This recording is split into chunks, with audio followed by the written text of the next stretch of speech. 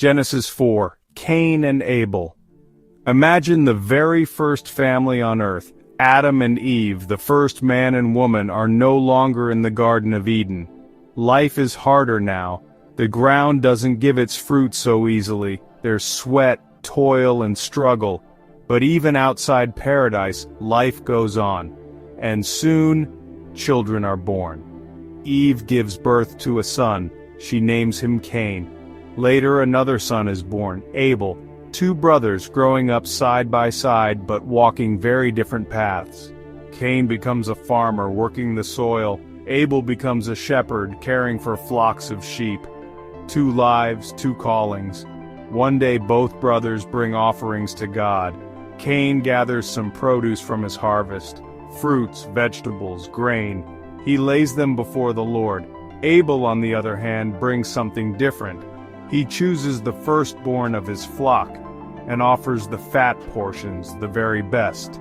And here's where the story shifts. God looks with favor on Abel's offering, but not on Cain's. We don't get every detail of why, but we do see Cain's reaction. His face falls. His heart burns with anger. Jealousy begins to stir, and God speaks to him, almost like a father pulling a child aside. Why are you angry? If you do what is right, you'll be accepted, but if not, be careful. Sin is waiting at the door. It wants to control you, but you must master it.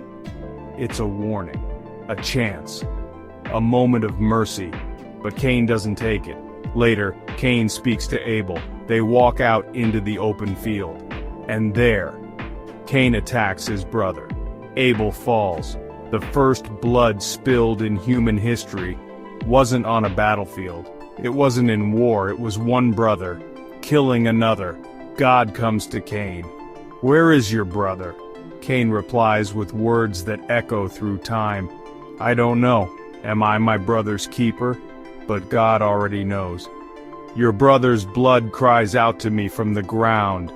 The earth itself bears witness, so God declares judgment. Cain will no longer be able to work the soil. The ground won't yield to him anymore. He will wander, a restless fugitive." Cain cries out, "My punishment is too great. Anyone who finds me will kill me." But once again, God shows mercy, even in judgment. He places a mark of protection on Cain. No one is to harm him. And so Cain leaves. He departs from the presence of the Lord and begins a life east of Eden in a land called Nod. Cain builds a city. He has children. Generations pass. Among his descendants are the first people to raise livestock, the first to play musical instruments, the first to work with bronze and iron. Human culture and civilization grow, but so does pride and violence. One of Cain's descendants, Lamech, even boasts about killing a man and declares that his vengeance will be greater than Cain's, but the story doesn't end there. Adam and Eve have another son. His name is Seth, and through Seth's line a new beginning takes root. His son Enos is born. And in those days, people once again begin to call on the name of the Lord. Out of tragedy, out of brokenness, God preserves hope. Genesis 4 is more than just the story of two brothers. It's a story about choices, about jealousy, anger, and what happens when we let sin master us. But it's also about mercy. Even in Cain's punishment, God protects him. And even after Abel's death, God brings new life through Seth. And maybe the question Cain once asked, "Am I my brother's keeper?" is really meant for us. The answer is yes.